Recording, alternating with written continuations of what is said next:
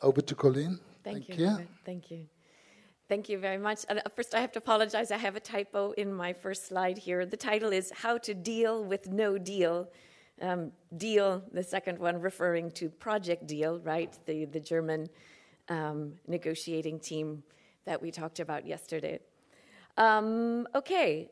So as sort of following along what Jeff was presenting, I want to talk to you about how the Max Planck Society approached the situation in which we currently are, and that is not having access to Elsevier content. But I'm going to start off, a little bit further back, and so you can understand sort of our rationale here. So since we are here in Cape Town, I thought I would have a look. You might have read this article or heard about this article last year at some point, or maybe even a year and a half ago, a data set of illustrating usage of Sci-Hub over a 6-month period was released, and everyone got to analyze and look at what was happening on Sci-Hub. And here we see that in that 6-month period, nearly 5,000 downloads were happening just right here in Cape Town. Of course, as Jeff said before, we try to subscribe to everything that our users need, but it would be impossible to acquire everything they could possibly want, right? But one of the interesting things about this article, this data set that was released, is it illustrated actually that it's not just underfunded institutions that are using Sci-Hub, that are going to these pirate sites, but everyone is going to pirate websites for access. I used to work for a content provider, and I can assure you, when we analyzed the data, we saw that some of our best customers that had our entire portfolio were some of the strongest users of the downloads from Sci-Hub. So even though they had access to everything, they were still going to Sci-Hub. So what is the lesson to be learned here? We as librarians who are trying to support our researchers, the lesson, at least our takeaway from it, was simply that the subscription mode of access, is not really what researchers want today. They don't want to, look for something, go to the library catalog, go here, go there, click, click, click, click, click. One-click access, that is their expectation, immediate access, which is ultimately open access, isn't it? So this is one of our motivations for promoting and having an open access strategy.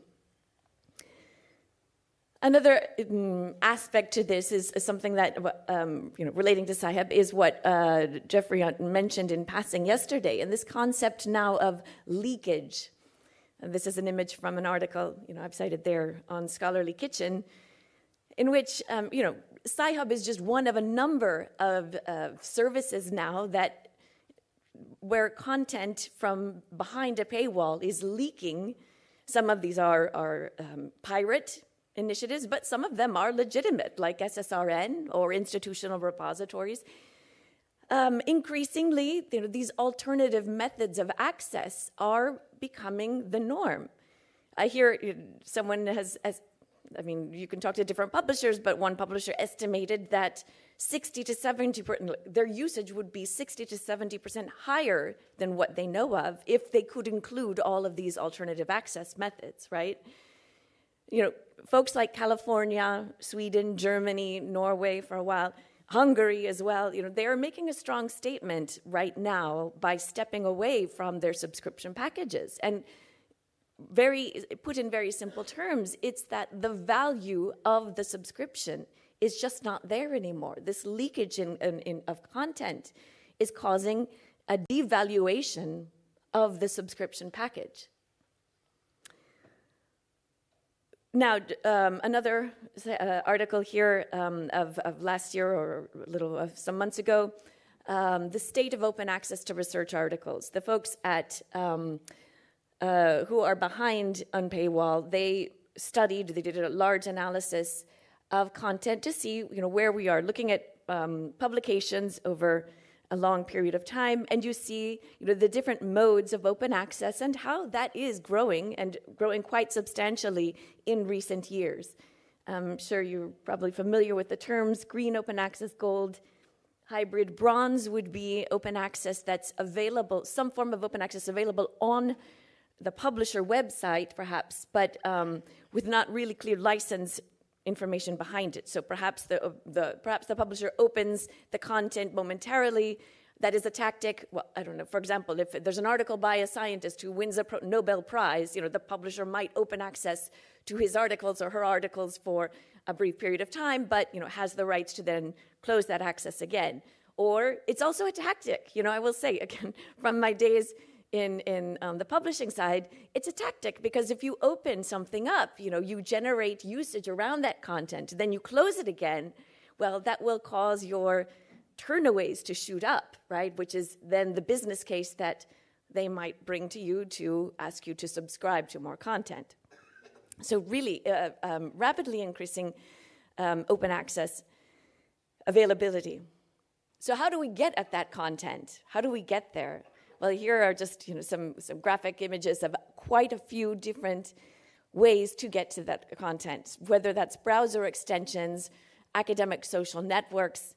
But before I dig into them, I just want to pause one moment and say, look at the proliferation of all of these interesting new tools that are coming about. And a lot of smart people are coming up with really interesting ways to get at access. But these are all merely, patches on a system, right? They're bandages, plasters. How do you call them here? I don't. Yeah, on plasters on a broken system. And what all of these creative solutions, if we were in an open access world, all of this wonderful energy, creative energy, could be doing so much more, so many more interesting things than trying to, patch something that's broken. So, digging into some of those academic social networks, we have to realize. Some might say, "Well, is this really legitimate sharing or not?" But we must realize that scholars have a very long history of collaboration and sharing. That's what they're all about, right? Is to collaborate, to build on research. And this has happened in the print world. It happened in the digital when we went digital, from file syncing and sharing services, FTP servers, now reference management software. So these solutions are growing, and your users are increasingly adopting them. Something that this is something that they do already. Then there are tools for retrieval that we can think about using, either directing our researchers to, or else integrating them somehow into our own systems. I'm just going to give you sort of a review of a few of the most of the largest. So we have Unpaywall. Unpaywall basically tries to capture one record for every article with a cross-F DOI. They've got they say that's 95 million records in all. I'm reading you, pieces from their website. They harvest from lots of different sources, open access sources, so whether that's repositories, institutional repositories, etc., and then match them up to the DOIs so that, calling up a DOI can put you in contact with an open version of that article. They have a number of, they have free services, and then they also have a service for if you want a data feed and to be able to do something more interesting with that. Libraries can integrate Unpaywall into their SFX 360 link or Primo link resolvers. You can also use their tools to populate your own institutional repositories. So just for par condicio or for fairness, another similar tool is OneScience, or the OneFinder product produced by OneScience, which is a company that used to be, Science Metrics, which was then purchased by Elsevier. So it is a commercial organization, but they do very much the same thing that Unpaywall does. Perhaps one might be slightly larger than the other in terms of coverage, but both very valid services. And of course, yes, I've just mentioned before, the Google Scholar button, open access button, Compernio, Lean Library browser extensions. So really there's a proliferation of tools to help researchers get in touch with the content they need. And here are just, as I said, just a smattering of these. What does this look like then? A lot of, unpaywall data is now integrated into Web of Science, and so when doing searching, one can go directly and see, filter and see content available. You see the green, free published article from a repository. Also integrated into Dimensions, so you can filter there. And as I mentioned before, integrated into systems like Primo Central. So, with this landscape, now I'm going to tell you a little bit about the Max Planck Society and our approach then to the possibility, which then became reality, of having to deal without an Elsevier subscription. Now, just to give you a little bit of context, some 3 years ago or so, the German Rectors Conference, as Gerard Meyer told you yesterday, said we want a national license, unified license for Germany with the 3 largest publishers. And the aim there was to get better conditions and open access. There were already regional or even individual licenses with the publishers at that time. So it took a few years for everyone to be to be aligned in terms of their license agreements. So the first round was 2 years ago. Around 80 universities in Germany, their Elsevier contract had expired. The deal negotiations were ongoing, so they simply did not renew these 80. The following year, another group of institutions, their license agreements were expired, and then they too joined. So now the situation today is that we still have no agreement with Elsevier, and we have 200 universities in Germany now without access to Elsevier content. Our own license at the Max Planck Society expired at the end of last year, and so with that date coming and knowing that the negotiations with Elsevier were stalled, we had to think, how are we going to approach this? Now, the Max Planck Society it's not a university, it's a research institution. And our researchers, we have 80 institutes across Germany. We employ something like 14,000 scientists, and they publish around 15,000 articles a year. Okay, so this is a very demanding audience. So when we began to think about our strategy, these are sort of the 3 areas that we thought about. First of all, cost analysis, usage analysis, and then a solution. So we had to of course, get the authorization from our research directors to, not to stay strong with the deal negotiations and to not renew our Elsevier agreement. So how did we do that? What were the arguments that convinced them, yes, it's okay to cancel Elsevier? The first was the cost analysis, and Gerard showed you a bit of that yesterday, looking at illustrating to our research directors. So each institute has a research director, for their area of study. When we illustrated to them how much we were paying for the Elsevier subscription, average cost per article, and we illustrated to them how much was being spent also in open access publishing and hybrid publishing, they were shocked. They were absolutely shocked. They didn't really have a sense of how much a subscription actually costs. So they got behind us there. Then we had to look at the usage, because we were trying, as Jeffrey just explained, we needed to understand what would the demand be, once access was shut off. We needed to quantify that to some extent, and I'll tell you about that in just a second. So we needed to sort of project the average unmet demand that we could expect after cancellation. And, of course, we wanted to go to our directors already with a solution in hand, illustrate to them, okay, this is what will happen, but this is what we're going to do about it. So, as I said, the cost analysis was something that immediately spoke to everyone. They understood this must stop. They are behind open access. And now, well, how comfortable would they be in not having access? This is what we prepared for them. A very simple report. I mean, these are scientists. They just like to see data and numbers.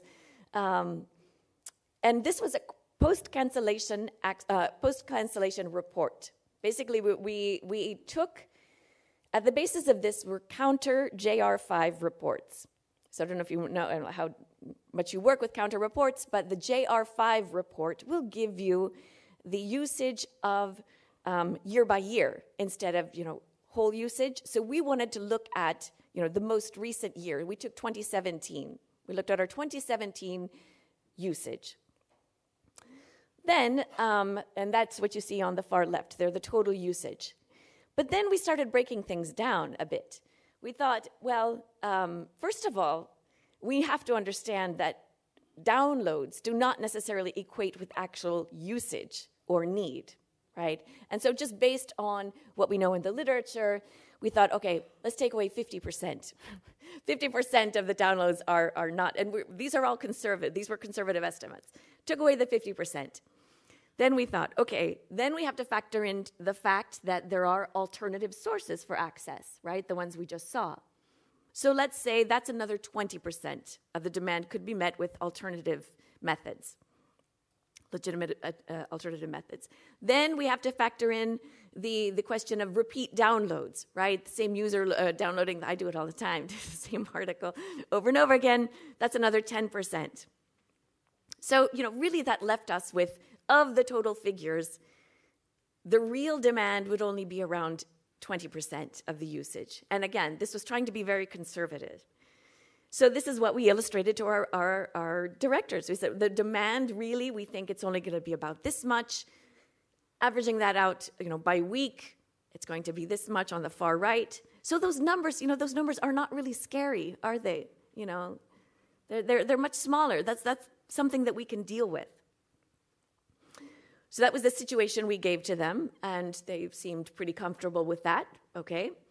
And then we set up the post-cancellation access service on our own interface. So very simple process. All the researchers used to inserting a DOI, clicking on the SFX button to get access, and at that point, they, of course, also inside the databases, like in Science Direct, they could just input and click the link, and then here we have the options from the service menu. You could, already they are proposed. We decided to integrate the One Finder tool and link that to SFX. So as I said, it could have been on paywall, it could have been One Finder. We used One Finder. We have a subscription to that, and it connects our user with the article, or if they preferred, they could go to their own institute librarian. Sometimes there's a very close relationship there, or they could request the document through our post-cancellation access service, which was provided by the central library, the central digital library. That's us. Right, and so this is what has been happening now since January, basically. So we've got 6 months of data to work with, and these are the results. After 6 months, first of all, the fulfillment rate. And so how did we fulfill? When we got down to the actual request, I need a copy of this, that some open access version is not acceptable. I need the version of record. We had purchased a bundle of individual articles, and so would actually go and purchase the article for the researcher. And as I said before, the fulfillment rate, 100% fulfillment rate, the average response time, 3 hours. I would say we organize this within our existing team, okay? So within the team, they worked out shifts, also covering weekends, because we thought, oh goodness, what about on weekends when we're not in office? And ultimately, we found that 91% of the requests happened within standard business hours. Only, a very, very small percentage happened outside. So that was quite easily, it was easy to address this need, the ultimate need that came down.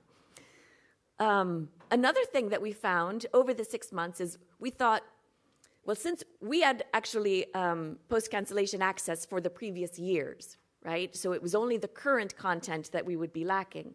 But we thought, well, as time goes on, that demand is going to grow and grow and grow. And after the first couple months, yes, we did see an increase in the demand, but then it plateaued. It's plateaued. And, we think, it's too early to really get in and, understand that, but we really think that the researchers, they're finding their own way to the content. That's right. They're finding a way. But at the same time, yes, the demand, we said before, we were expecting 20% of the previous usage. It's even lower, much lower. The costs involved with supplying those documents that they eventually do actually request from us is much less than we had anticipated. And it's actually been interesting because it's been an opportunity for engagement, because they're coming to us and they're asking for that. When they do ask for the document, that it's an opportunity to talk with them, sort of as Jessica was saying before. They understand, they're given an opportunity to understand the reason we don't have access to Elsevier right now, and they are appreciative. And I just wanted to, so that's nice. There's this opportunity to then discuss with them why this is happening. And generally they are understanding.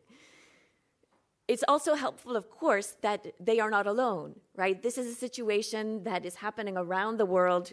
Jeff illustrated before, in California, in Sweden, that they've set up also similar interface pages to show how you can get in touch with the content.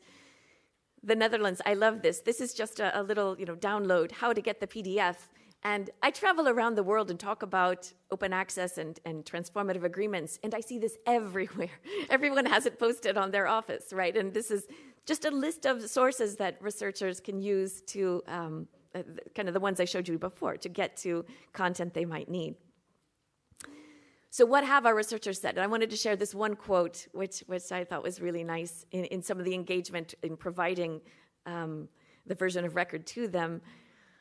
I may use this opportunity to say that we should not be frightened of Elsevier, but Elsevier should be frightened of us. So, now, of course, we're not, yes, it's the paywall system, right? It's not the publisher, it's the paywall system that should be frightened. Okay, so that's my talk on alternative access. Okay. Colleagues, any questions before Colleen continues? Thank you. Pateka and then. I'm Pateka from Walter Sisulu University, Eastern Cape. Thank you, Colleen, for your exciting presentation. But my question is based on the tools for unpaywall. How safe a library would be legal-wise if you can put those links to your website? Is it easy to do that, or legal, or whatever? Okay, so regretfully, I am not the right person to answer this question because I would need the team who actually does this. But my understanding is that if you have a link resolver, it's something very easy. Do you have a link resolver? SFX or something like that? Then I think it's something quite simple. I actually have notes on the process, so I could share those with you afterwards, or but I think it's quite simple, yeah. Thank you. Yeah. I think that's our last question. We have to move on, colleagues. Oh, yes, and it is legal, of course. Behind time. It's absolutely legal. Yeah. On paywall is absolutely legal. Well, we'll only find legal versions. Yeah. Hi, I just want to know from you and from Jeff, I keep on hearing that you had a backfile set and you only needed access to the current journals. Mm-hmm.